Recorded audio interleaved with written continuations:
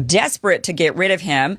According to Western officials, Traoré is a gold-thieving warlord clinging to power in Burkina Faso, a Western African nation they claim he's running into the ground.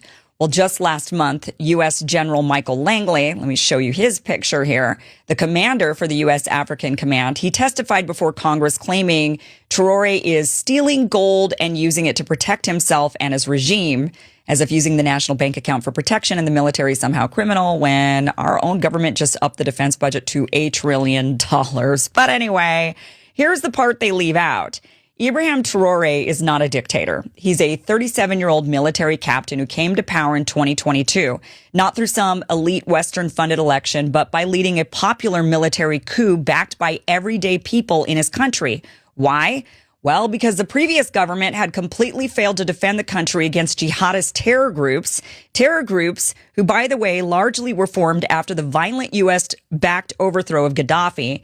Not only that, but the leaders were actually laundering money for self-enrichment on the side, which is no surprise. So the people of Burkina Faso grew tired of being poor in one of the most resource-rich regions on earth. They were tired of French and American influence, tired of so-called leaders who actually took orders from Paris and Washington. And Traoré, a young, unapologetically African and deeply nationalist man, became a symbol of resistance because of it. And what the West can't stand is this. Those imperialists consider that we belong to them and our wealth also belongs to them. They think that they are the ones who must continue to tell us what is good for our states. Africa, our continent that suffered so much because of the imperialists. This era is gone forever. Our resources will remain for us and our populations. Yeah. These are the words of a man who knows exactly what's at stake. Now, since taking power, Traoré has cut military ties with France. He's expelled French troops and demanded control over his country's gold, land, and future. He's rebuilt roads, made education free, and never raised his own salary in the process. He has kept his captain's salary from the military. He's also partnered with China and Russia. And for that, the empire has tried to destroy him.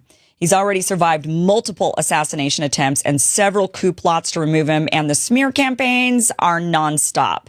Now, Western media calls him erratic, paranoid, even dangerous, but why wouldn't you be when you're the African David standing up to the old colonial Goliath?